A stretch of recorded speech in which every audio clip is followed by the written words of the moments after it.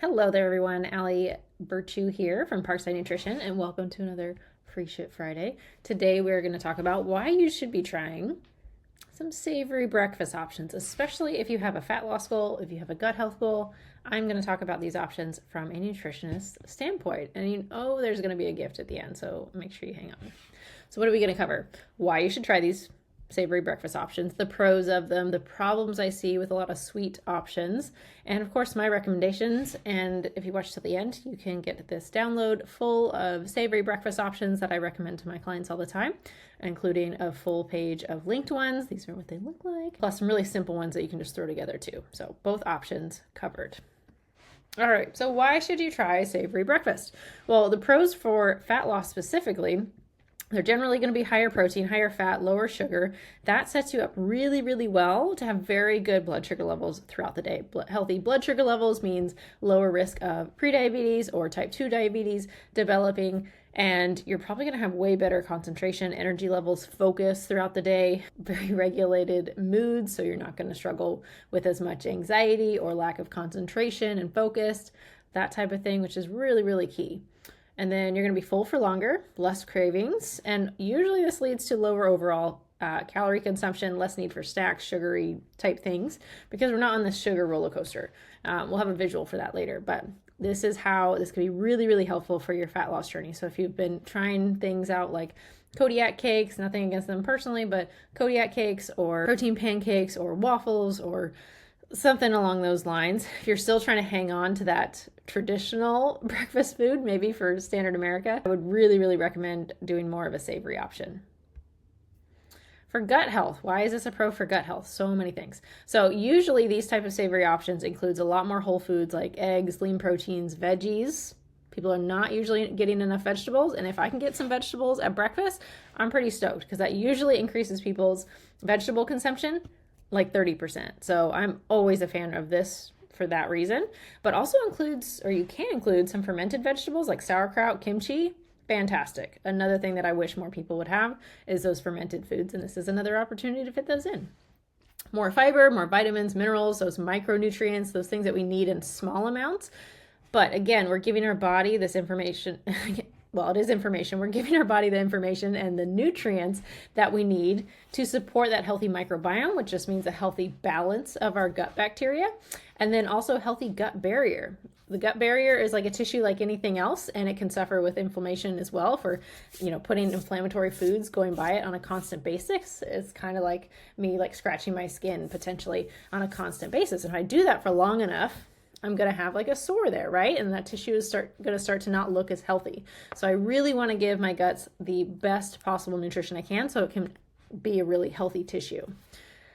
Balanced blood sugar. If we're generally in a high inflammatory state or high blood sugar state, that produces in itself a lot of inflammation too, and that can definitely create some inflammation in the gut. Also, when we're feeding our gut a lot of high sugar foods, that tends to feed the bad type of bacteria. Those bad bacteria can perpetuate those sugar cravings as well.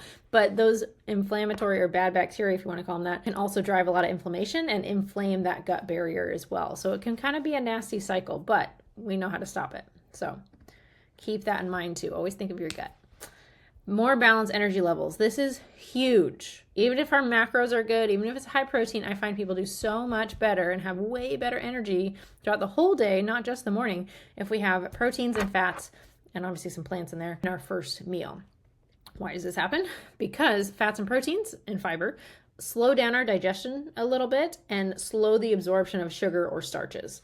So this is where order of eating can be helpful. So if you really want to have something sweetened in the morning or your first meal, having some protein, fats, some fiber first will slow the absorption of that sugary or starchy thing later. So still really important to consider order of eating, but this usually just really minimizes kind of the ebbs and flows of our energy level or the sugar cravings throughout the day.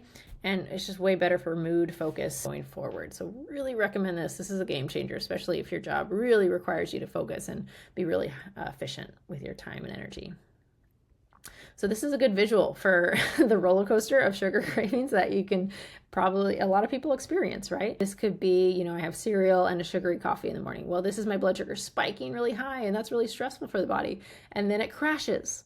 And then I have, something really sugary to get me through this crash. And then it crashes again. So it's just a really gnarly roller coaster that we don't want to ride on. So if I get ahead of this, have a high protein, savory breakfast, this usually reduces those sugar cravings that are happening every time we have that crash.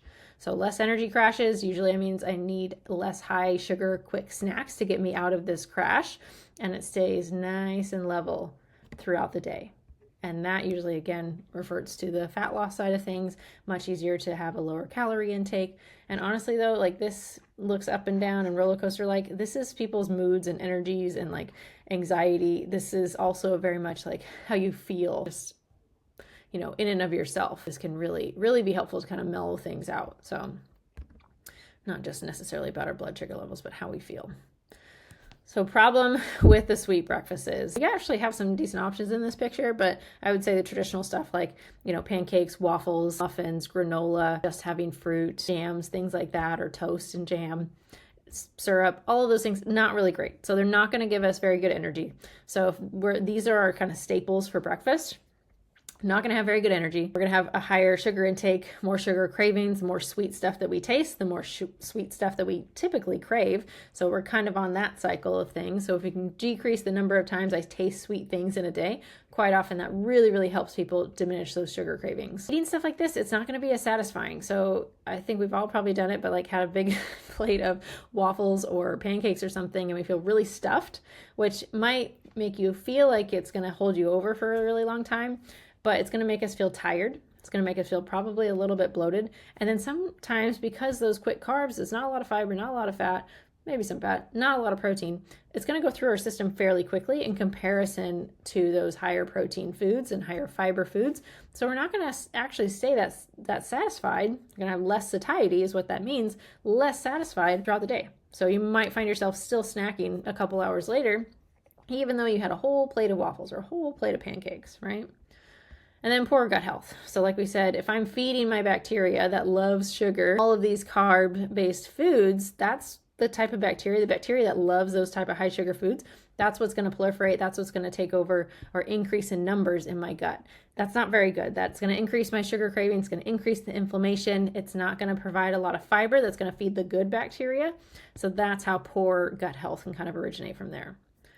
And then lower key nutrients. Again, if I'm having all waffles and pancakes, I'm not getting a lot of fiber, not getting a lot of protein, healthy fats, key vitamins and minerals that I typically get from fruit. Eggs have a lot of nutrition in the yolk. So many other examples. You really, really, really need to have a variety of nutrients going in.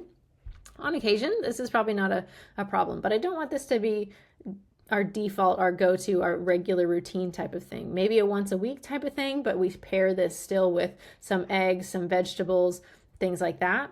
Much better way to still enjoy this food. But if we think about our routine habits really need to pay our nutrition bills or give our body the things that it really requires to function well. Waffles and pancakes just don't do that as well. All right. Now is where you get to try it out. If you're on the email list and you saw this video through the email list, you can just go back to that email and check out the subscribers only library. That is where you can find this resource, this downloadable. This second page here is all linked with recipes, so you can go check those out. They are not my recipes, but they are fantastic ones that I would love my clients to try out more of.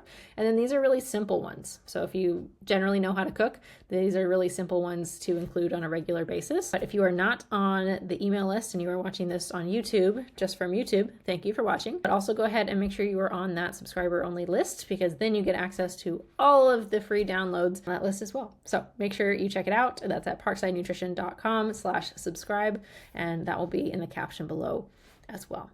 Other than that, if you have other topics that you want me to cover, feel free to reach out. I'd love to help. Make sure before you go to like, subscribe to the channel, and comment if you have any questions. Thank you.